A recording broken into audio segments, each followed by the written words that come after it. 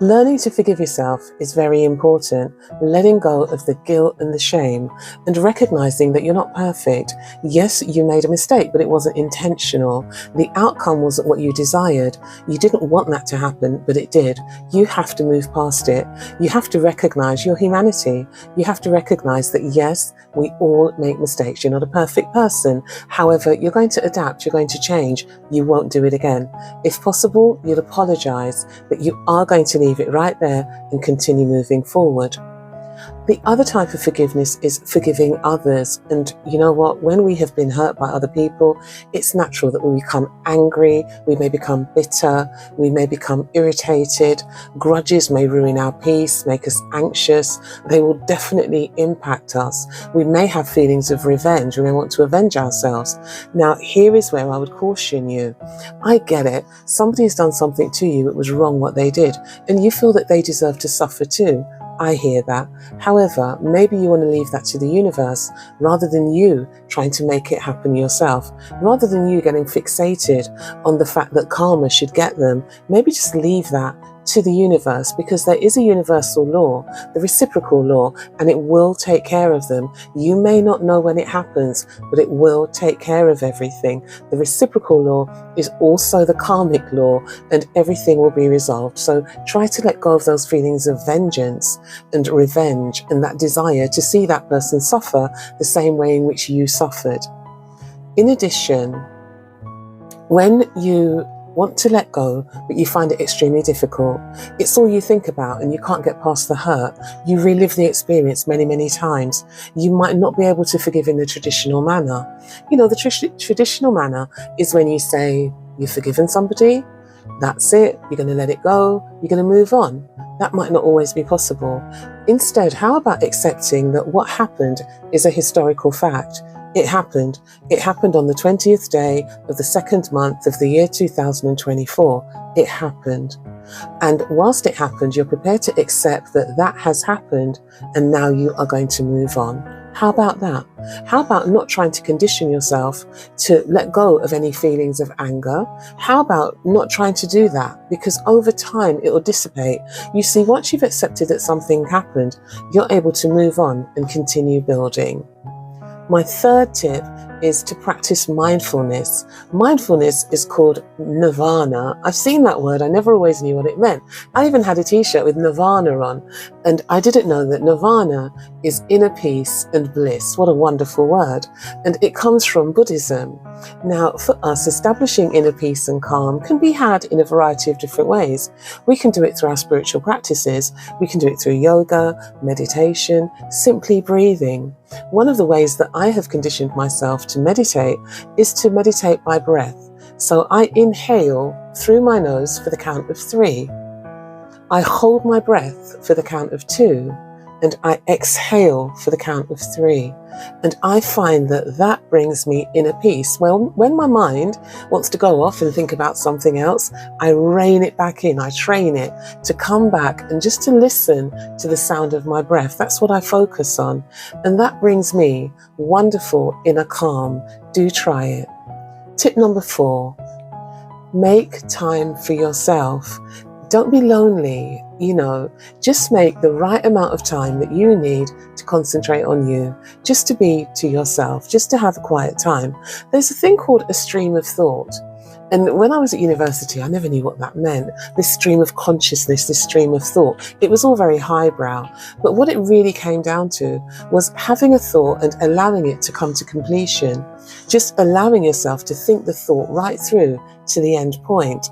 Sometimes that type of reflection requires a quiet space and some isolation. It requires being to yourself, being by yourself. It has great benefits. When you explore, you discover your own identity and you begin to connect to the inner you, the you that you really are. In addition, you reevaluate your life. You may even reconsider your boundaries because you're able to think fully about things that have happened and to fully evaluate and weigh them up. You're able to make decisions. You're able also to embrace creativity. You can consider your hobbies and other things you would do as quiet pastimes. Doing these things, doing things that make you happy, doing things that bring you that level of peace, actually allows you to be more happier, more peaceful, and more fulfilled. So do consider that, connecting to your needs. Number 5, journal. I love journaling. I promote journals. I'm an advocate of the power of journaling. It brings so much. Above all, though, it will bring you great mental peace, and mental health is the wealth of wealth. Mental peace, emotional peace, releasing the additional weight is a wonderful thing that will bring you inner peace. And number 6, get back to nature. I have an extensive list of how we can get back to nature. Getting back to nature, being in green spaces, removes emotional distress. It absolutely does. Taking off your shoes, standing on the grass, no shoes, no socks, allows you to ground with the earth. Mother Nature has so many benefits. Just touching a tree or hugging a tree, if you feel brave enough, is a wonderful thing to do, to earth, to ground, to restore your sense of peace. If you feel jangled, it'll de-jangle you. In addition, it will soothe your worry, soothe your anger, and soothe your fear. There are so many advantages to nature. Nature eases our stress, it promotes relaxation, lowers our risk of ill health, it'll lower your blood pressure, okay? And as I said before, it'll improve your concentration, your focus, and your overall mental health.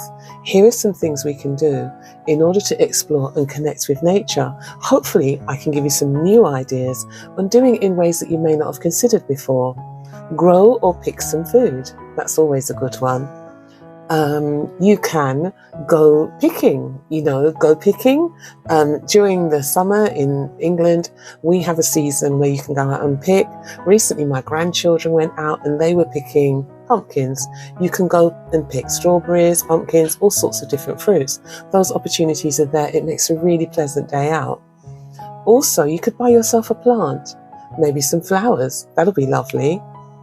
You could always sit near a window. Just get a seat that's facing out of a window and look out, look up at the sky, just look at that, look at the earth below and connect with nature in that way. You can also look at the stars. You can watch videos of under the sea, not the cartoon version though, but videos of what actually happens under the sea. David Attenborough is wonderful at those. So you can connect with that awesome universe that's under the sea. It's a second world, isn't it?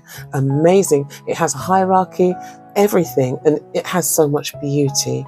So much beauty. So you can connect with what happens under the sea. You can also walk in green spaces. Just go for a walk and feel the openness around you. Experience the wonderful fresh air, the liberty that you feel, and that sense of being at one with nature. There's nothing like being in an awesome green space to recognize your positioning in nature, how important you are, where you fit in. You have a role, and often you think and have a sense of the Creator, that great Creator over us, and the fact that His eye is not only on the sparrow, as the biblical narrative says, He's watching over you too.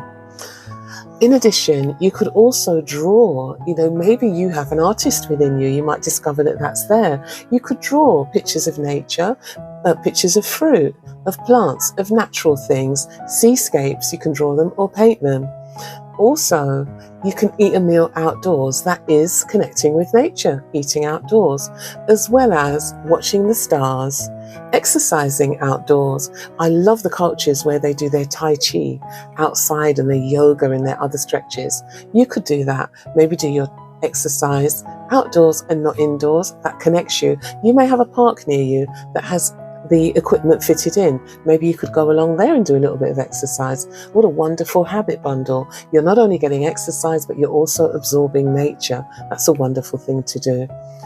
In addition, you could plant some seeds, just wherever. Plant flower seeds somewhere outdoors. And lastly, you could consider fitting a bird box, okay, and feeding birds and swans. I go to the lake and do it. Maybe you'd like to go to the lake. and have a visit there. Feed the birds, feed the swans. There is always a lake quite near us. We are in Britain, we're on an island after all, plenty of lakes. You might want to have a walk near the Thames. That's lovely because you're connecting to water, which is a natural thing. I'm not saying that it's the greatest seascape. There are parts of the Thames that are absolutely beautiful, however. So yes, you can connect with nature in those variety of ways. I wonder which one you'll choose. Maybe you'll let me know in the comments. Do feel free to share. As I said before, I'm Jeanette McLean, and I'm so pleased to have the opportunity to come before you today and to encourage you and me in how to have a peaceful mind. Bye for now.